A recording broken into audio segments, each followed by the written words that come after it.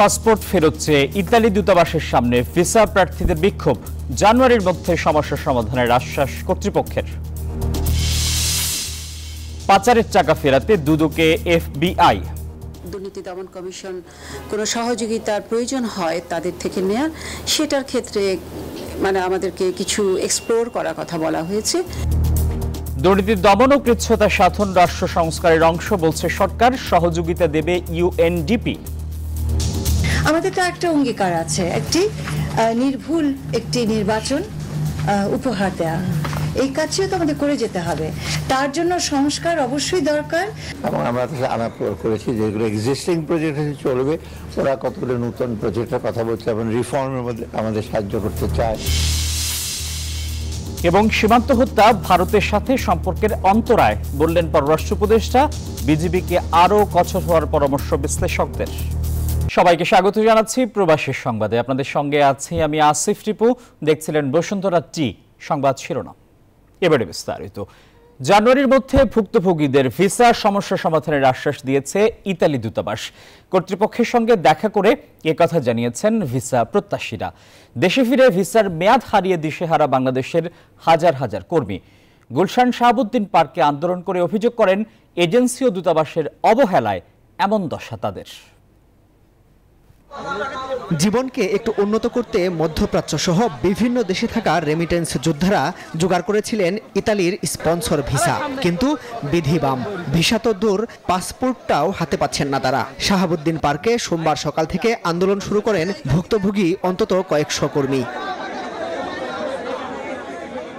শরীয়তপুরের বাসিন্দা সাগরের ছবি তাদের ব্যানারে। যে সাগর এক বুক আশা নিয়ে ভিসা জমা দিয়েছিলেন ইতালির দূতাবাসে, ভেবেছিলেন এবার তার জীবনের চাকা ঘুরবে, কিন্তু ইতালি আর যাওয়া হলো না তার। 3 দিন আগে স্ট্রোক করে মারা যান সাগর। আন্দোলনরতদের বেশিরভাগই মধ্যপ্রাচ্য সহ বিভিন্ন দেশে কর্মরত ছিলেন। সেখান থেকে স্পন্সর ভিসা পেয়ে দেশে এসে বিএফএস গ্লোবালের মাধ্যমে আবেদন করেছিলেন ইতালি দূতাবাসে। তাদের ভিসার মেয়াদ শেষ হয়ে গিয়েছে। এম্বাসি পাসপোর্ট জমা করছি, এখনো পর্যন্ত কোনো পাসপোর্ট এখন ডেলিভারি মেসেজ কিছু পাই নাই। তারা বলছে যে ভিসা দেবে, প্রতিদিন 100টি ভিসা দেবে, কিন্তু দিতেছে না। মাথায় একরাশ হতাশা আর ঋণের বোঝা নিয়ে চলছেন তারা। পাসপোর্ট ও ভিসার মেয়াদ বাড়ানোর দাবি জানান ভুক্তভোগীরা। গেলে কয় ভিসা দেন, কয়টা প্রসেসিং আছে, আমরা অপেক্ষা থাকেন। তো অপেক্ষা থাকতে তো আমার বাড়ি ঘর সবকিছু বেচা শেষ। হ্যাঁ, এখন আমরা নিঃস্ব হয়ে গেছি। দুবাই যাওয়ার অলরেডি টাইম শেষ হয়ে গেছে। এখন আমার ছেলে মেয়ে বাচ্চা কাচ্চা নিয়ে আমার মতো এরকম হাজারো লোক আছে যারা এখন অসহায় হয়ে ঘুরতেছে। ইতালি দূতাবাসে যাওয়ার চেষ্টা করলে সেনাবাহিনী ও পুলিশ আটকে দেয় তাদের। পরে ভুক্তভোগীদের পক্ষ থেকে কয়েকজন দূতাবাসে যান, ফিরে এসে জানান জানুয়ারির মধ্যে সমস্যা সমাধানের আশ্বাস দিয়েছে দূতাবাস কর্তৃপক্ষ। এমবাসির যে ইতালিয়ান ওয়েবসাইট আছে, তখন এই পোস্টগুলো চুক্তিপত্রগুলো আপনাদেরকে ওয়েবসাইটে দিয়ে দিবে। আবার দেশের বাইরে কাজের সুযোগ পাবেন এই আশায় বুক বেঁধে আছেন ভুক্তভোগীরা। মাসুদ সুমন, নিউজ 24, ঢাকা। পাচার হওয়া অর্থ ফেরাতে সহায়তায় ঢাকায় এসেছে মার্কিন গোয়েন্দা সংস্থা এফবিআই এর প্রতিনিধি দল। সোমবার দিনভর দুদক কার্যালয়ে বৈঠক করেছেন তারা। সংস্থাটির দেওয়া তথ্যপত্র বিশ্লেষণ করে এফবিআই তাদের কাজের বিষয়ে পরবর্তীতে প্রস্তাবনা দেবে। দুদক সচিব বলছেন, শুধু এফবিআই নয়, অন্যান্য সংস্থারও সহযোগিতা নেওয়া হবে পাচার হওয়া অর্থ উদ্ধারে। বিগত 15 বছরে অন্তত 18 লাখ কোটি টাকা পাচার করেছে সরকারের আস্থাভাজন বিভিন্ন ব্যক্তি ও প্রতিষ্ঠান। তাদের ধরতে ও অর্থ উদ্ধারে অন্তর্বর্তীকালীন সরকার যৌথ টাস্কফোর্স গঠনের উদ্যোগ নিয়েছে। ফর্মালি টাস্ক ফোর্স একটা হবে টাকা ফিরে আনার জন্য, আর বাকি ব্যাংকিং সেক্টর একটা টাস্ক ফোর্স করবে। এমন প্রেক্ষাপটে দুদকের সাথে বৈঠকে বসে এফবিআই লিগ্যাল অ্যাটাচে রবার্ট ক্যামেরনের নেতৃত্বে একটি প্রতিনিধি দল। সভায় মানি লন্ডারিং রোধে করণীয়, কারিগরি সহায়তা ও অন্তর্বর্তীকালীন সরকারের টাকা ফেরাতে টাস্ক ফোর্সকে কিভাবে এফবিআই পাশে পাবে সে বিষয়ে আলোচনা হয়। যদিও এ নিয়ে কথা বলতে রাজি হয়নি এফবিআইয়ের প্রতিনিধি দল। দুদক বলছে, মানি লন্ডারিং সহ দুদকের সামগ্রিক কার্যক্রম সম্পর্কে অবহিত করা হয়েছে। টোটাল কার্যক্রম আমাদের দুর্নীতি দমন কমিশনে কিভাবে করা হয় বিভিন্ন উইংয়ের মাধ্যমে, সে সকল তথ্যই আসলে ওনারা জানতে চেয়েছেন এবং এ সকল তথ্য আমাদের সংশ্লিষ্ট উইং থেকে ওনাদেরকে জানানো হয়েছে। কোনো সহযোগিতার প্রয়োজন হয় তাদের থেকে নেয়ার, সেটার ক্ষেত্রে মানে আমাদেরকে কিছু এক্সপ্লোর করার কথা বলা হয়েছে। পাচার হওয়া অর্থ ফেরাতে দেশে বিদেশে বিভিন্ন সংস্থার সহযোগিতায় কাজ করতে চায় দুদক। মানি লন্ডারিং এর ইস্যুটা তো আসলে দুর্নীতি দমন কমিশনের নতুন ইস্যু নয়, অ্যাকচুয়ালি সবসময়ই হচ্ছে। এখন বর্তমান পরিস্থিতিতে এই ধরনের কার্যক্রমে যদি কোনো সহযোগিতার প্রয়োজন হয়, নিশ্চয়ই দুর্নীতি দমন কমিশন সেই সহায়তা নেবে। এদিন দুদকের 10 পরিচালক ও 24 উপপরিচালক পদে রদবদল ঘটে। তাসলিম তৌহিদ, নিউজ 24, ঢাকা। নির্ভুল নির্বাচন পদ্ধতি, রাজনৈতিক দলগুলোতে গণতান্ত্রিক চর্চা এবং দুর্নীতি বন্ধ করে রাষ্ট্র সংস্কারের পথে হাঁটছে অন্তর্বর্তী সরকার। এজন্য যতটুকু সময় প্রয়োজন তাই নেওয়া হবে, জানিয়েছেন সমাজ কল্যাণ উপদেষ্টা শারমিন মুর্শিদ। এদিকে এই সরকারের রাষ্ট্র সংস্কারের অংশীদার হতে চায় বিভিন্ন উন্নয়ন সংস্থা, জানিয়েছেন অর্থ ও বাণিজ্য উপদেষ্টা। সচিবালয়ে এসব কথা বলেন তারা। সমাজ কল্যাণ ও নারী শিশু মন্ত্রণালয়ের দায়িত্ব পাওয়া নির্বাচন বিশ্লেষক শারমিন মুর্শিদ প্রথমবারের মতো গণমাধ্যমের মুখোমুখি তুলে ধরেন 2 মন্ত্রণালয় তার কাজের উদ্যোগ। তারা এই সমাজে তাদের কোনো ভবিষ্যৎ। রাষ্ট্র সংস্কার নিয়ে প্রশ্নের জবাবে তিনি বলেন, এই সরকার দেশকে একটি নির্ভুল নির্বাচন পদ্ধতি দিতে চায়। এতদিন রাজনৈতিক দলগুলো পেশি শক্তি দিয়ে নির্বাচন পরিচালনা করে এসেছে, তা যাতে আর ফিরে না আসে সেজন্য এই সরকারকে সফল হতে হবে। আমাদের একটা পরিবেশে পৌঁছাতে হবে, যে পরিবেশের ভেতর দিয়ে আমাদের তো একটা অঙ্গীকার আছে, একটি নির্ভুল একটি নির্বাচন উপহার দেয়া। এই কাজটিও তো আমাদের করে যেতে হবে, তার জন্য সংস্কার অবশ্যই দরকার। এদিকে সচিবালয় দুপুরে অর্থ বাণিজ্য উপদেষ্টার সাথে সৌজন্য সাক্ষাৎ করে ইউএনডিপির একটি প্রতিনিধি দল। রাষ্ট্র সংস্কারে ইউএনডিপি সহযোগিতা করবে বলেও জানান অর্থ উপদেষ্টা। আজকে তারা ইউএনডিপি প্রজেক্ট সম্বন্ধে কথা বলতেছে, অনেকগুলো ডেভেলপমেন্ট প্রজেক্ট আছে এবং আমরা আলাপ করেছি যেগুলো এক্সিস্টিং প্রজেক্ট চলবে, ওরা কতগুলো নতুন প্রজেক্টের কথা বলছে এবং রিফর্মের মধ্যে আমাদের সাহায্য করতে চায়। অর্থ উপদেষ্টা বলেন, বাজার ব্যবস্থাপনায় চাঁদাবাজি বন্ধ হয়নি, আগের জায়গায় শুধু শূন্যস্থান পূরণ হয়েছে। সরকার এসব কঠোরভাবে দমন করছে বলেও জানান তিনি। যারা চলে গেছে তাদের বলে আরো শূন্যস্থান পূরণ করার যে লোক আছে, সেদের কন্ট্রোল করতে একটু সময় লাগবে। তো শানাজি ইয়াসমিন, নিউজ 24, ঢাকা। অন্তর্বর্তী সরকারের প্রধান উপদেষ্টা ডক্টর মোহাম্মদ ইউনূস বলেছেন, সরকারের মূল লক্ষ্য দেশের আইন শৃঙ্খলা পরিস্থিতির উন্নয়ন এবং নিরাপত্তা নিশ্চিত করা। ঢাকায় নিযুক্ত ভ্যাটিকান সিটির রাষ্ট্রদূত কেভিন এস ব্যান্ডেল তার সঙ্গে দেখা করতে এলে কথা জানান ডক্টর ইউনূস। প্রধান উপদেষ্টা জানান, দায়িত্ব নেওয়ার 1 মাসের মধ্যে রাষ্ট্র সংস্কারে বেশ কিছু পদক্ষেপ নিয়েছে অন্তর্বর্তী সরকার। বৈঠকে বাংলাদেশে অনুপ্রবেশ করা 10 লাখ রোহিঙ্গার জন্য সহায়তা দিতে রাষ্ট্রদূতের প্রতি আহ্বান জানান প্রধান উপদেষ্টা। এ সময় ভ্যাটিকান রাষ্ট্রদূত রোহিঙ্গাদের সহায়তা বাড়ানোর আশ্বাস দেন। তিনি জানান, বাংলাদেশে একটি আন্তঃধর্মীয় সংলাপের আয়োজন করতে চায় দেশটি।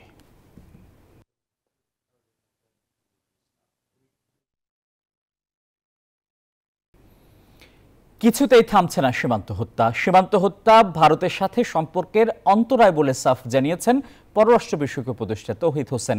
এটি বন্ধে যা করণীয় সরকার তা করবে বলেও জানান তিনি। বিশ্লেষকরা বলছেন, সীমান্ত হত্যা বন্ধে বিজিবিকে আরও কঠোর হতে হবে। সীমান্তবর্তী বাসিন্দাদের আর্থসামাজিক উন্নয়নেও নজর দিতে হবে সরকারকে। কি রাতের আধার, কি প্রকাশ্য দিবালোক, সীমান্ত যেন বাংলাদেশিদের জন্য মৃত্যুকূপ। বিএসএফের গুলিতে ফেলানির মৃত্যু নাড়িয়ে দিয়েছিল পুরো দেশ, কিন্তু তাতেও সেই ধারা বন্ধ তো হয়নি, বরং সীমান্ত হত্যার টালিখাতায় যোগ হয়েছে স্বর্ণা দাস আর জয়ন্তরা। গত 16 বছরে রাষ্ট্রের সর্বোচ্চ পর্যায় থেকে সীমান্তরক্ষী বাহিনীর বৈঠকগুলোতে বারবার প্রতিশ্রুতি মিললেও কাজের কাজ হয়নি কিছুই।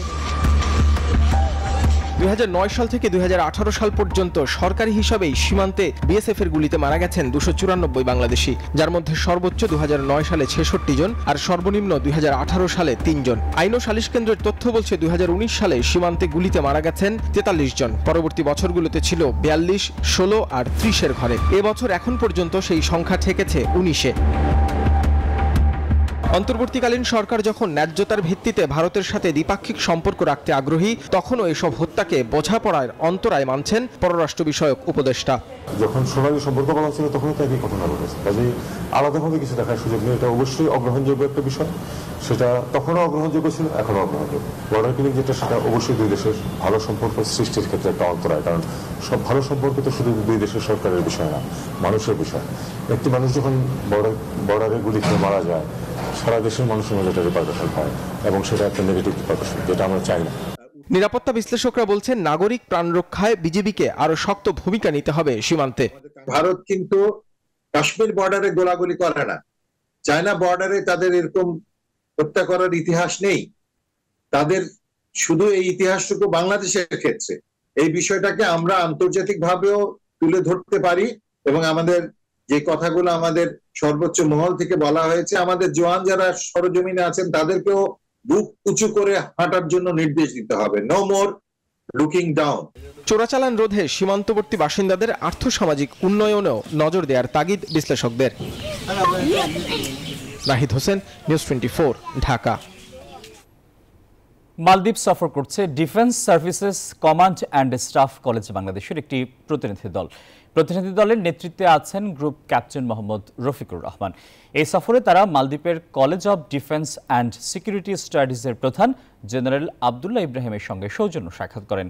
এই সফরটি প্রশিক্ষণ পাঠ্যক্রমের অংশ হিসেবে পরিচালিত হচ্ছে, যার লক্ষ্য দ্বিপাক্ষিক সম্পর্ক জোরদারের পাশাপাশি সামরিক সহযোগিতা বৃদ্ধি সহ ঢাকা মালের মধ্যে সাংস্কৃতিক বিনিময় বাড়ানো। Administrative Officer, Bangladesh High Commission. I can guarantee you, just for your information, I always tell,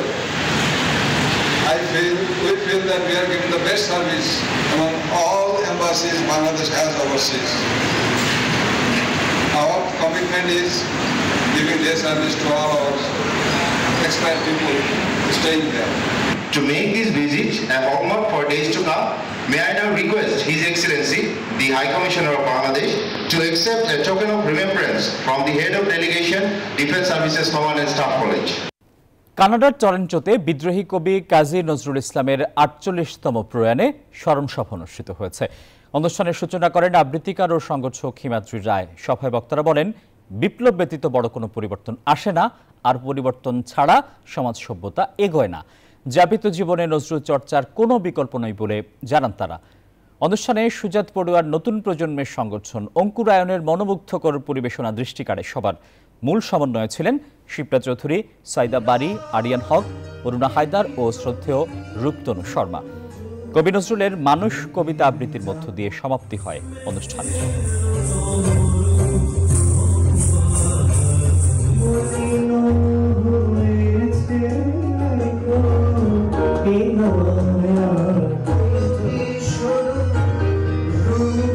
ফ্রান্সে পর্দা নামলো প্যারা অলিম্পিক আসরের। নানা প্রতিবন্ধকতা সত্ত্বেও অসাধারণ পারফরমেন্স করেন প্রতিযোগীরা, দেখিয়ে দেন কিভাবে শারীরিক প্রতিবন্ধকতাকে জয় করা যায়। আসরে পদক তালিকায় শীর্ষে রয়েছে চীন, তবে বরাবরের মতো এবারও প্যারা অলিম্পিকে কোনো পদক জিততে পারেনি বাংলাদেশ। ফ্রান্স থেকে মামুন মাহিনের তথ্য ছবিতে ডেস্ক রিপোর্ট। অনেক বিতর্ক ও সমালোচনার মধ্য দিয়ে শুরু হয়েছিল প্যারিস অলিম্পিক 2024। খেলা চলার মধ্যেও কম বিতর্ক হয়নি। তবুও 100 বছর পর নিজেদের দেশে অলিম্পিক আয়োজন সফলভাবে শেষ করেছে ফ্রান্স। সমাপনী দিনেও দেশটির জাতীয় স্টেডিয়াম স্তাদে দে ফ্রান্সে ছিল ঝলমলে আর তারাই ভরপুর। বাংলাদেশের অ্যাথলেটদেরকে যদি যথাযথভাবে আমরা তৈরি করতে পারি, তো আমরা মনে করি যে আগামী অলিম্পিকে এই অলিম্পিক বা প্যারাঅলিম্পিক গেমস থেকে আমাদের পদক জয় বাংলাদেশের জন্য সম্ভব। ঝুমা আক্তার ও আলামিন হোসেন দুজনই প্যারা আর্চার। তাদের সঙ্গে কোচ নিশীথ দাস ও চিকিৎসক মনিরুল ইসলাম সহ 3 জন কর্মকর্তার একটি টিম প্যারিসে এই আয়োজনে অংশ নেন। বাংলাদেশ অলিম্পিকের কোনো আসরে সোনা জেতেনি সত্যি, কিন্তু অলিম্পিক নিয়ে বাংলাদেশের মানুষের উৎসাহের কোনো কমতি নেই। আসলে এটা বাংলাদেশ এটা কিন্তু করতে পারে। অন্ধদেরকে নিয়ে একটা সুন্দর প্রশিক্ষণ দিলে এটাতে খুব বেশি শক্তিশালী দরকার হয় না, এটাতে বুদ্ধিমত্তাটাই বড় জিনিস। ভালো কোচিং হলে বাংলাদেশের সম্ভাবনা আছে। প্রবাসীরা মনে করেন দেশের অ্যাথলেটরা আধুনিক সুযোগ সুবিধা থেকে বঞ্চিত। আগামী অলিম্পিকে পদক জয়ের লক্ষ্য নিয়ে খেলোয়াড় তৈরিতে বাংলাদেশের আরও মনোযোগী হওয়া উচিত বলে মনে করেন তারা। Desk report, news 24। প্রবাসী সংবাদের সময় হলো একটা বিরতির। আরো খবর নিয়ে ফিরছি, আমাদের সঙ্গেই থাকুন। প্রবাসী সংবাদে স্বাগত জানাচ্ছি আরও একবার।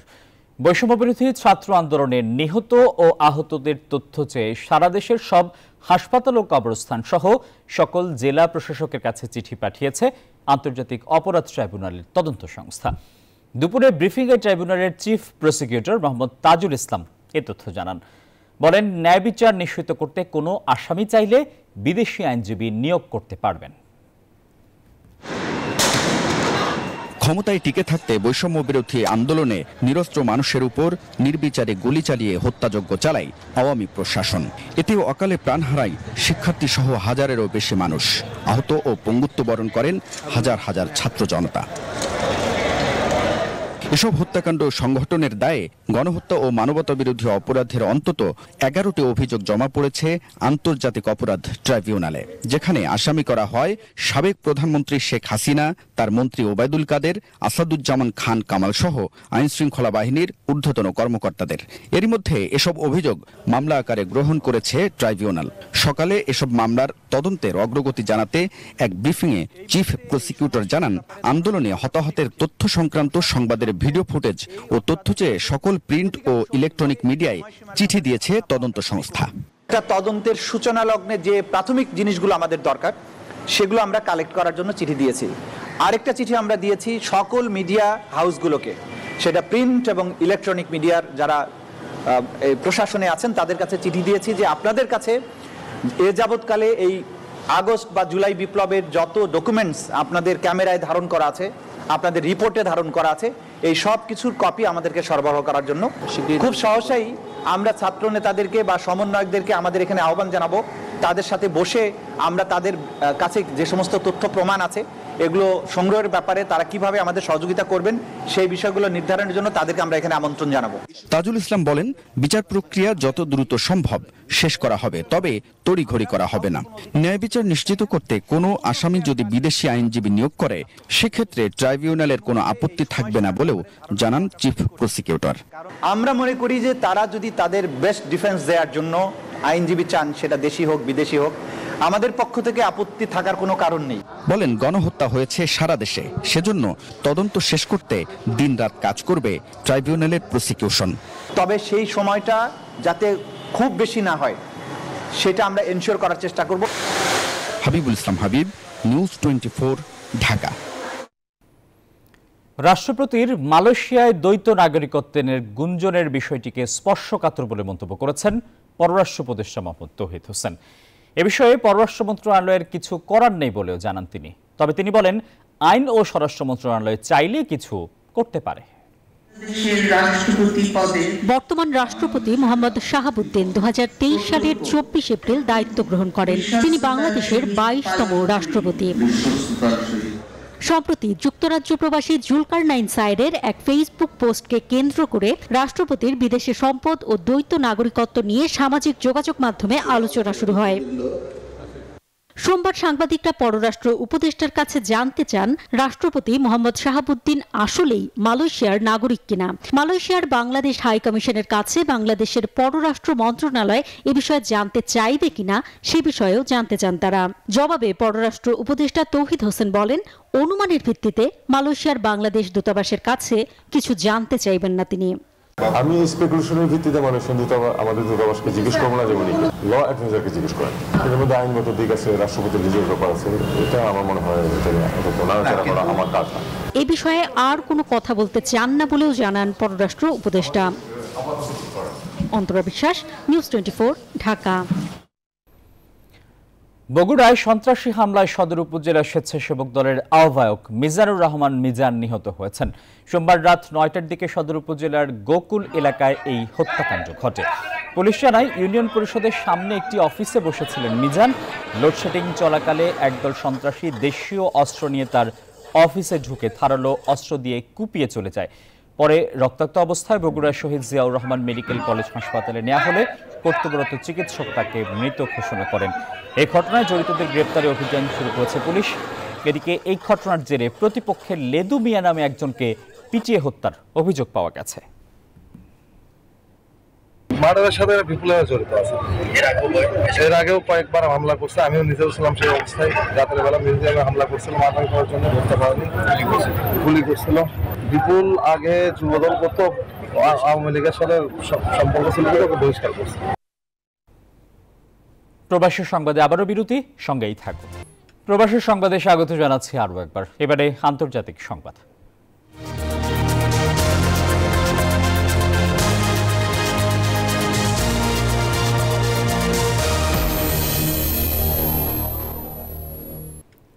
10 সেপ্টেম্বর প্রথমবারের মতো নির্বাচনী বিতর্কের মুখোমুখি হতে যাচ্ছেন কমলা হ্যারিস ও ডোনাল্ড ট্রাম্প।